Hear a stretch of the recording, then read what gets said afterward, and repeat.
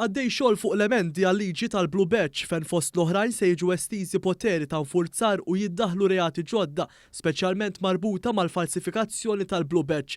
Dan ħabbritu l-Ministru għall-Inklużjoni Giulia Farrugia Portelli waqt li ġiet ippreżentata bir-rapport annwali tal-Kummissjoni għad-Drittijiet ta' Persuni b'Diżabilità, is-CRPD.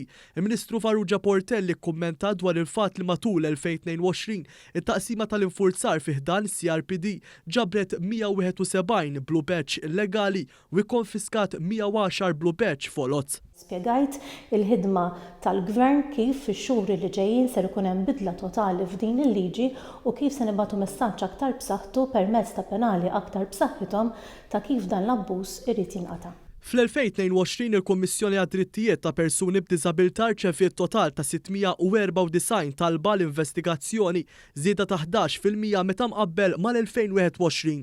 Minn dawn 300 rapport kienu brabta ma' nuqqas ta' aċċessibilità, 208 rapport dwar allegat użu ħażin jew abbuż ta' Blue Badge u 88 rapport brabta ma' servizzi edukattivi mogħtija mill-Istat, il-Knisja u l-privat.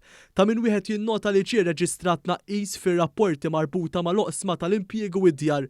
Il-Kummissarju tas-CRPD Samantha Paġkasan ta' tħares estensiva ta' ħidmet il-Kummissjoni matul 2022 sal-aħħar ta' Diċembru 2022 kien hemm 23,400 persuna b'diżabilità irreġistrati mas-CRPD. Ħdimna ħafna sena li għaddiet fejn jidħol l-awareness anke biex inkomplu nqajmu għarfien fost diversi suġġetti fosthom l-intersezzjonalità fejn ħdimna anke mal-komunità LGBTIQ+ biex narfu li persuni b'diżabilità wkoll għandhom sesswalità u jistgħu jkunu jidentifikaw kemm sesswalità differenti imma anke ġeneru.